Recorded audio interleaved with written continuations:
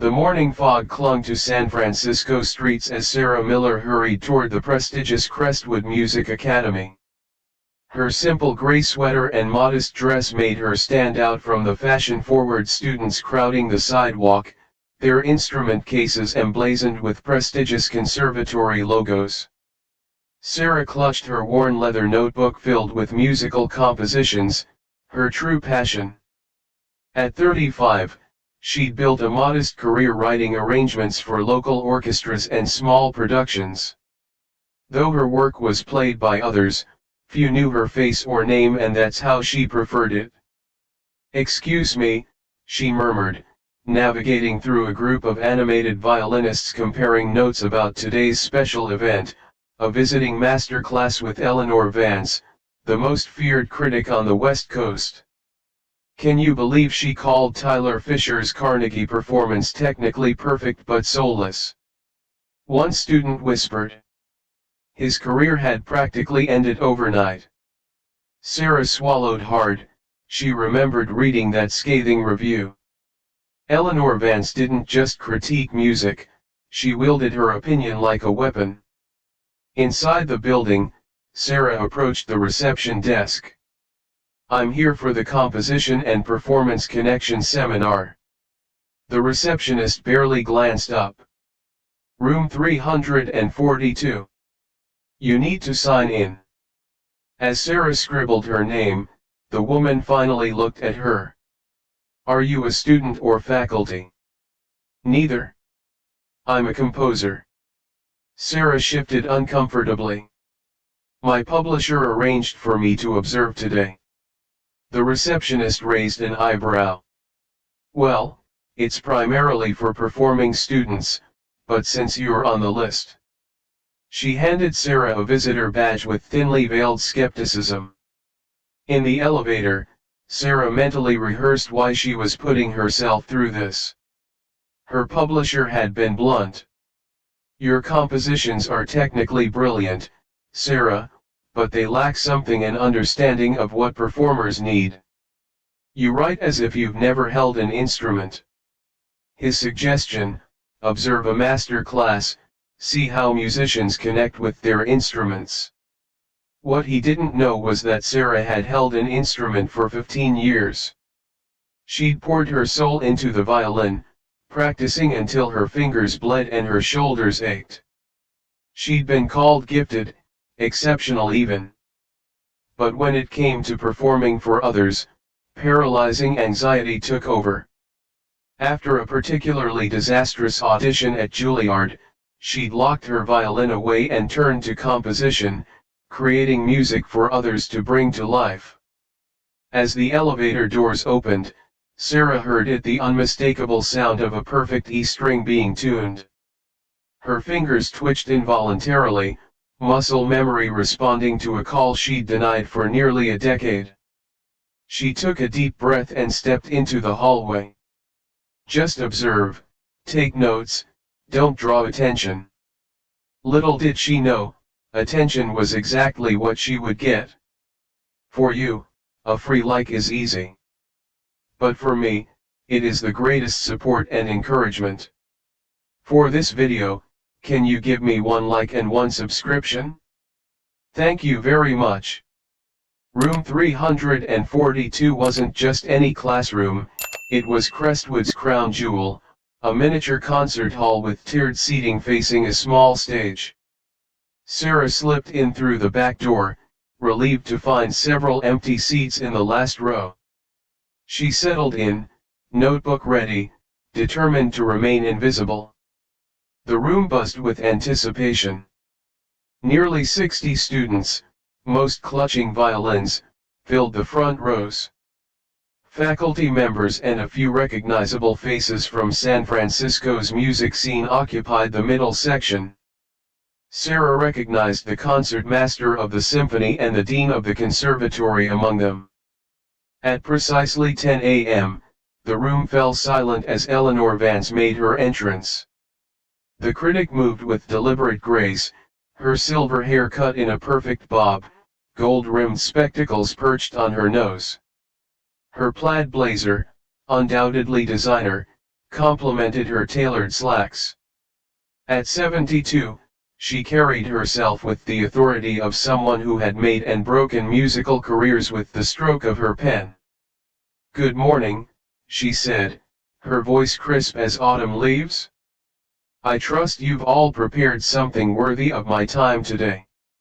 The students straightened in their seats, several visibly swallowed. "For those who don't know my methods," Eleanor continued, surveying the room, "I don't believe in coddling talent. The music world isn't kind, why should I be?" Her eyes narrowed. "Today, I'll select a few of you to perform. I'll critique honestly. If you can't handle that, there's the door." No one moved. Sarah sank lower in her seat. "Now then," Eleanor consulted a list, "let's begin with someone prepared. Alexis Chan." A young woman in a tailored blue dress rose confidently, violin already in position. She played a technically flawless segment from a violin concerto. When she finished, polite applause filled the room. Eleanor tapped her pen against her notepad. "Clean, precise, and utterly forgettable. You play like you're afraid of the music, Miss Chan." The girl's smile faltered. Two more students performed, receiving similarly cutting critiques. With each performance, the tension in the room thickened. Sarah scribbled notes, fascinated despite her discomfort. Eleanor was harsh, yes, but her observations were incisive. During a brief pause, Eleanor scanned the room again, this time her gaze traveling to the back rows. Sarah ducked her head, but too late. Their eyes met. "You there?" Eleanor called, pointing directly at Sarah in the gray sweater. "I don't recognize you." The room turned to stare. Sarah felt her cheeks flush. "I'm just observing," she said, her voice barely carrying across the room. Eleanor's eyebrows arched. "Everyone participates in my master class. Come down here." Sarah froze. This wasn't supposed to happen. She was here to observe, not perform. But Eleanor Vance was waiting, and 60 pairs of eyes watched expectantly. "I'm really just here to observe," Sarah repeated, her voice stronger this time. A few students exchanged glances, surprised at anyone challenging Eleanor Vance. The critic's mouth tightened into a thin line. "Young lady, I've been conducting master classes for 40 years. There are no passive observers in my sessions." Her eyes narrowed. "Unless, of course, you feel you have nothing to contribute." A murmur rippled through the room. Sarah felt every eye upon her as she slowly stood, clutching her notebook like a shield. "What's your name?" Eleanor asked as Sarah reluctantly made her way down the steps. "Sarah Miller." "And what do you do, Ms. Miller?" The question held a subtle edge. "I'm a composer." Sarah reached the front row. "Mainly arrangements." "A composer." Eleanor's voice carried theatrical surprise. "How interesting. Tell me, Ms. Miller, do you play any instruments?" Sarah hesitated. "I used to." "Used to?" Eleanor repeated, turning to address the room. "Ladies and gentlemen, we have a composer who used to play. How does one compose without intimately understanding the instrument?" She gestured toward a violin case on the table. "Perhaps you'd care to demonstrate your former abilities." Several students smirked. Sarah recognized this tactic, public humiliation disguised as teaching. She'd seen it before in elite music circles, where established figures maintain their position by tearing down newcomers. "I don't perform anymore," Sarah said quietly. "Of course you don't." Eleanor's smile didn't reach her eyes. Yet you feel qualified to write music for performers. She opened the violin case, revealing a beautiful Stradivarius copy. Indulge us. Play something, anything. Show us what informs your compositions. Sarah stared at the instrument. It had been 8 years since she had held a violin, 8 years of deliberately avoiding this exact scenario, being forced to perform under critical eyes. I'm sure you can manage a simple scale, Eleanor pressed, her tone dripping with condescension. Even my beginner students can do that. A tall young man in the front row laughed softly. Maybe she can try Twinkle Twinkle Little Star, he whispered to his neighbor, just loud enough for Sarah to hear. Eleanor lifted the violin from its case, holding it out to Sarah. Consider this a learning opportunity, Ms. Miller. To write effectively for an instrument, one must understand its soul.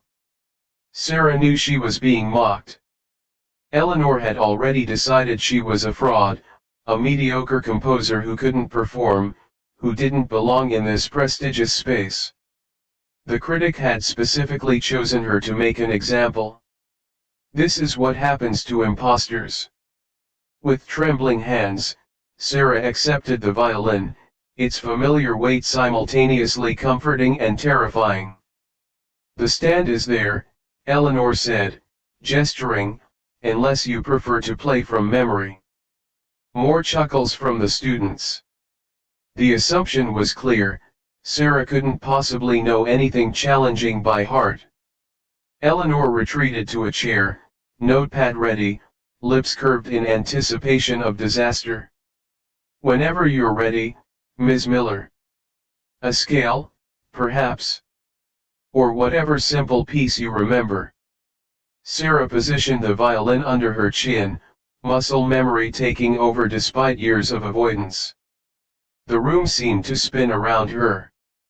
This was exactly why she'd stopped performing. The paralyzing anxiety, the judgmental stares, the certainty that one mistake would define her forever. Her bow hovered over the strings. She could play a simple scale as suggested and escape with minimal embarrassment. She could hand the violin back and refuse the charade altogether. Or she could show them who she really was. Sarah closed her eyes, shutting out the room, the stairs, Eleanor's smug expression. In the darkness behind her eyelids, she found her breath, found her center, and made her choice. For you, a free like is easy. But for me, it is the greatest support and encouragement. For this video, can you give me 1 like and 1 subscription? Thank you very much. Time seemed to slow as Sarah stood on the small stage, the violin nestled against her collarbone. The familiar feel of the instrument brought back a flood of memories, years of practice, competitions, the joy of playing, and ultimately, the fear that had silenced her 8 years ago. During her Juilliard audition, panic had overtaken her. Her fingers had frozen mid-performance, the music evaporating from her mind. The judges' disappointed expressions had haunted her for years. That day, she'd vowed never to perform again, channeling her musical gift into composition instead. Yet here she was, back in the spotlight. A memory surfaced, her former teacher. Okay, music isn't about perfection, Sarah. It's about truth. Play your truth. Her teacher's words echoed in her memory. Not what Eleanor Vance expected, not what these students wanted to see, a humiliated woman proving their assumptions right. Sarah opened her eyes, meeting Eleanor's satisfied smirk with newfound clarity. The critic expected failure, she deliberately set this up to embarrass the plain, unremarkable woman who dared enter her domain. Sarah's fingers settled on the strings, fingers that hadn't forgotten despite years of neglect. We're waiting, Ms. Miller, Eleanor said, checking her watch, though perhaps we should move on if you're finding this too challenging. More snickers from the front row. The concertmaster shifted uncomfortably, looking as if he might intervene. Sarah took a deep breath. She could walk away now, return to her safe, anonymous life of composing in the shadows. Or she could reclaim something she'd lost, not just her ability to perform, but her courage. In that moment, Sarah made her decision. She wouldn't play a simple scale, she wouldn't match their low expectations. She positioned her bow and played the first note, a perfect, resonant G that silenced the whispers instantly. Then another, and another.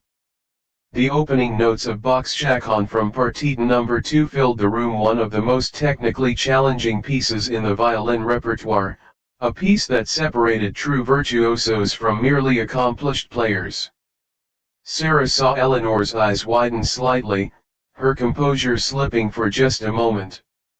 The critic had expected fumbling, perhaps a children's tune played with hesitation, not this, not the piece violinists spent decades mastering. As Sarah continued playing, the technical perfection of each note was just the foundation. What flowed through her fingers was something more, all the emotion she'd bottled up for years, all the music she'd kept inside. The room disappeared, the judging eyes faded away. There was only Sarah and the violin, speaking to each other after a long, painful silence. She closed her eyes again, surrendering fully to the music, and played her truth. Bach's Chaconne flowed from Sarah's fingers as naturally as breathing. Each note rang true, each phrase built upon the last with architectural precision. The piece, known as a Mount Everest for violinists, unfolded with a depth that only comes from profound understanding and mastery. The room fell completely silent, even the rustle of papers ceased. Sarah's body swayed slightly as she navigated the complex double stops, two notes played simultaneously with perfect intonation. Her left hand danced across the fingerboard, while her right controlled the bow with exquisite sensitivity, creating dynamics that ranged from a whisper to a commanding declaration. In the fourth row, the concertmaster of the San Francisco Symphony leaned forward, his expression transforming from polite interest to stunned admiration. He had performed this very piece last season after preparing for months, yet this unassuming woman in a gray sweater was playing it with a fluidity he had struggled to achieve. Eleanor Vance sat motionless, her notepad forgotten in her lap. The smug smile had vanished, replaced by an expression rarely seen on her face, genuine astonishment. Her carefully orchestrated moment of humiliation had backfired spectacularly. As Sarah reached the piece's central section, where Bach shifts from minor to major, she infused the passage with an almost spiritual quality. The music brightened like sunlight breaking through storm clouds, revealing new emotional terrain. Several listeners visibly shivered at the transformation. Sarah remained immersed in her own world, eyes closed, completely connected to the instrument. Her technique was flawless, but it was her interpretation that elevated the performance beyond mere technical brilliance.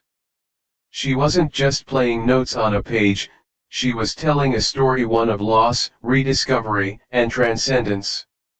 The melody soared through the room's perfect acoustics, reaching even the furthest seats with crystalline clarity.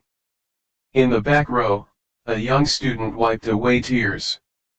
Next to her, a professor of violin technique shook his head in disbelief.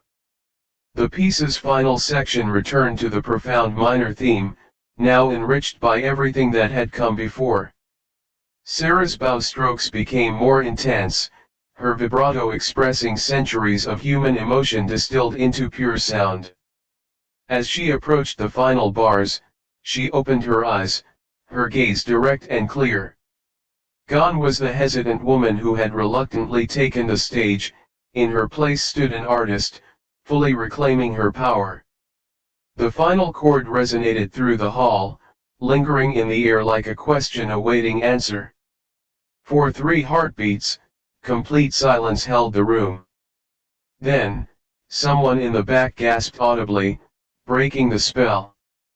The applause began with one person, the concertmaster, who rose to his feet, clapping with unrestrained enthusiasm.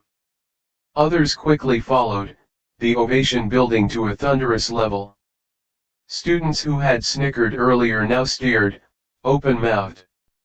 Their hands moved automatically in applause, while their brains still processed what they had witnessed.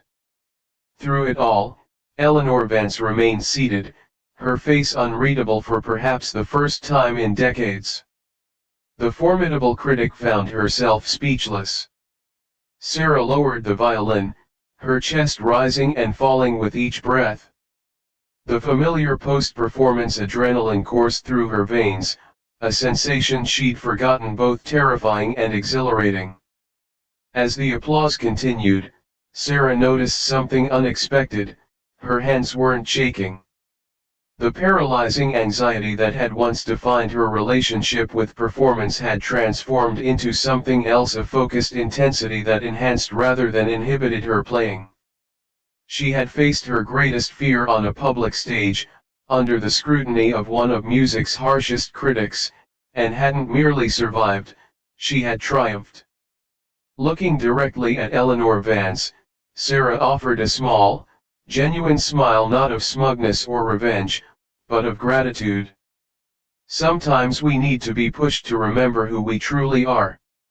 The standing ovation continued for nearly a minute, an eternity in the typically reserved atmosphere of a master class.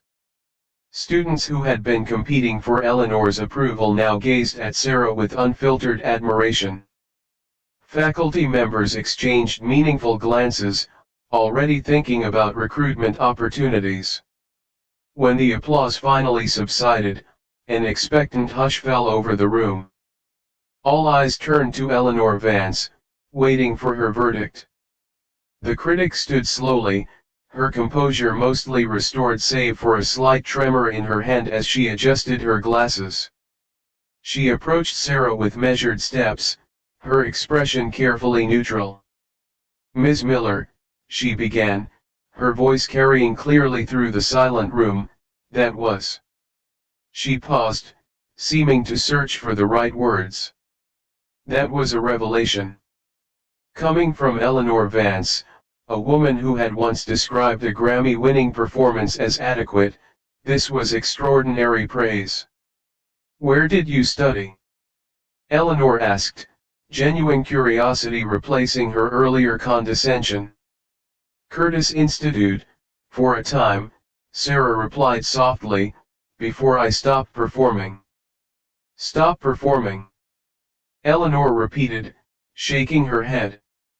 "A criminal waste of talent." She turned to address the room. "This, students, is what I've been trying to explain to you. Technical proficiency is merely the beginning. What Ms. Miller just demonstrated goes beyond technique, it's artistry in its purest form. For you, a free like is easy.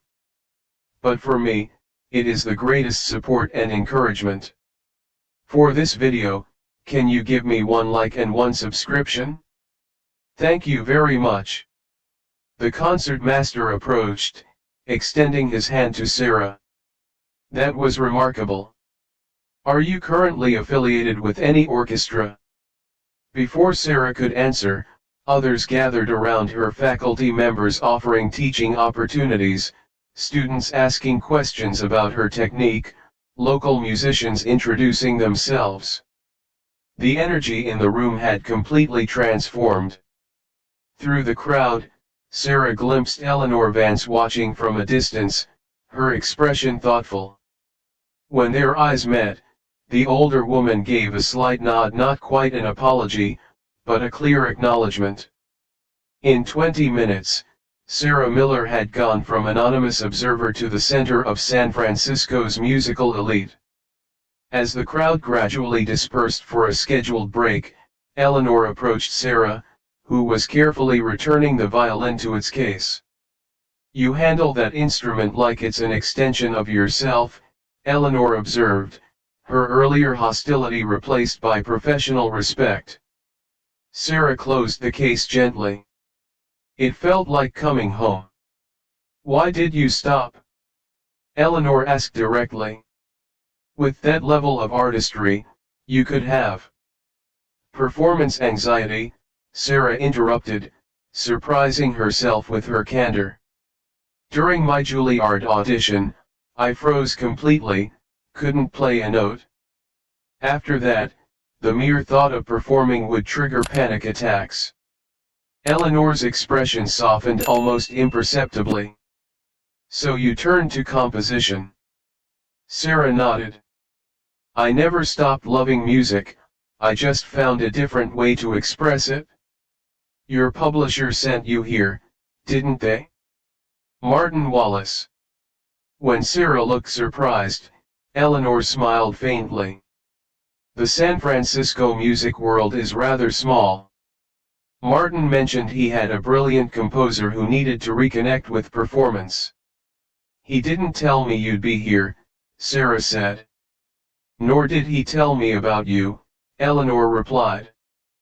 "Perhaps he orchestrated this little confrontation." A moment of understanding passed between them. "Your compositions," Eleanor continued, "I'd like to see them." Sarah hesitated, then handed over her worn notebook. Eleanor flipped through it, her trained eyes scanning the complex arrangements. Her eyebrows rose incrementally with each page turn. "You've been hiding twice," she finally said, closing the notebook. "These are exceptional." She returned the notebook, then reached into her bag and extracted a business card. "The San Francisco Chamber Orchestra needs a composer in residence. The position also requires occasional performance." Her eyes held Sarah's. "They need someone who understands both worlds." Sarah took the card.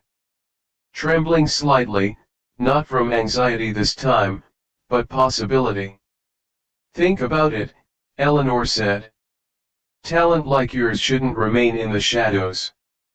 3 months later, Sarah Miller stood center stage at the Herbst Theater, violin in hand.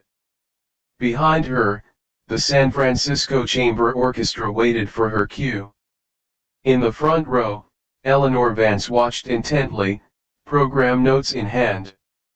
The piece they were about to perform, Emergence, was Sarah's own composition, written during the transformative weeks following the master class.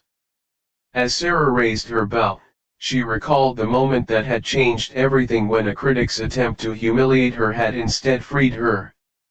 The anxiety hadn't disappeared completely, it probably never would. But it had transformed into something manageable, even useful. She began to play, leading the orchestra through her musical story of fear, hiding, and ultimately, reclamation. In the audience, faces showed the same expressions hers had once held: uncertainty, doubt, the fear of being truly seen. Her music spoke directly to them: it's never too late to become who you really are. Have you ever hidden your talents from the world, afraid of judgment or failure? Sarah's story reminds us that sometimes our greatest gifts emerge when we're pushed beyond our comfort zones. If this story touched your heart, please hit the subscribe button and join our community of storytellers and listeners. Where are you watching from today? Let us know in the comments below. Remember, true talent can't stay hidden forever, and the very people who try to diminish you might be the ones who inadvertently help you shine. Until next time, keep your hearts open and your spirits brave.